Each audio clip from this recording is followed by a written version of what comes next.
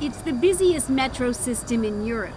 Every day, more than 6 million passengers pile into Moscow's stations and onto trains.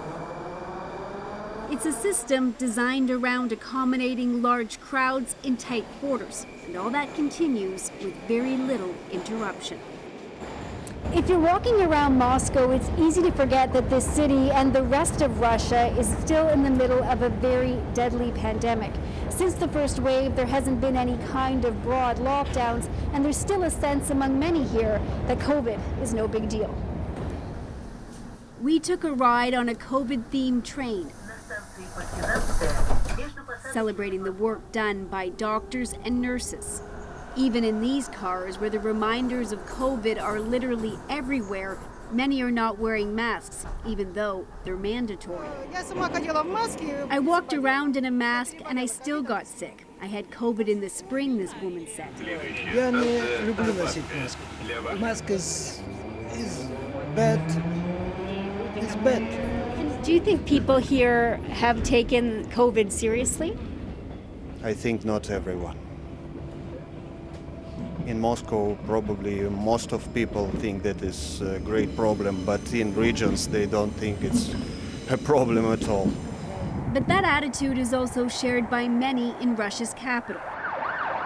Even though the ambulances are once again lining up at local hospitals, and the country is seeing a record number of deaths.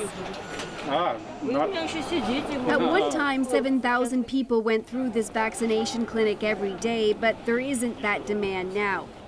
In Moscow, about 50% of adults are vaccinated. Across the country, the overall rate is even lower, about 40%. Many of those who are getting vaccinated here are getting their third shot. We need it.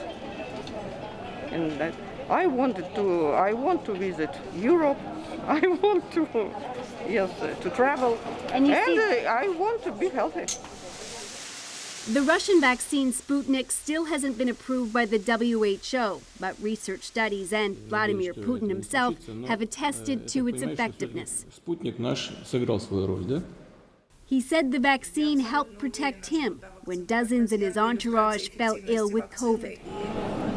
But despite the virus's rampant spread, the country is not headed toward another hard lockdown. The priority is to keep the economy moving. So for now, Russia appears just willing to accept the surging fourth wave and the lingering impact of the virus. As cases rise, so do the waiting lists for post-COVID care. About 400 kilometers northeast of Moscow, a unique rehabilitation center all built around alternative treatments. Like vibrating vests, which they claim helps to clear out an airway. And magnetic therapy, which they claim stimulates their cardiovascular system.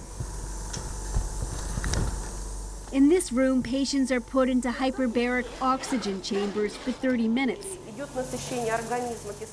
Their bodies get a saturation of oxygen they didn't get while they were sick, says this doctor. People pass the time relaxing or scrolling through social media. This treatment is offered at many of Russia's sanatoriums, wellness centers that flourished during the Soviet era. Your ears start to pop when it all starts, but then it's fine, and you feel like you do when you fly, this woman said. This center has treated astronauts and workers who responded to Chernobyl. Now part of its focus is on recovering COVID patients. If they're accepted into this program, they get a 10-day stay, which can be completely paid for by the government. These two sisters were both hospitalized with COVID at the same time and have lung damage. Thank God they helped me, this 64-year-old said. Here they continue to care, and we're happy. In most of these rooms, the treatments on offer wouldn't be available in Canadian clinics and hospitals because these therapies are unproven. But patients like Tatyana Loshkina, who's getting her back vibrated, says she feels better already. You feel lighter, not as tired or depressed, she said. Loshkina has been here 6 days, sharing a suite with another woman who's also recovering from COVID. And Loshkina, like nearly everyone else we spoke with here, said she wasn't concerned about COVID until she got sick. And this healthcare worker from Moscow has seen that firsthand. Many people just don't understand how serious it is, she said. You see what's going on in the metro in Moscow. If you tell someone to put on a mask, people get angry. Back in Moscow on our train ride, it was clear that there's a real mix when it comes to not only how people see the virus, but how fed up they are with hearing and talking about it.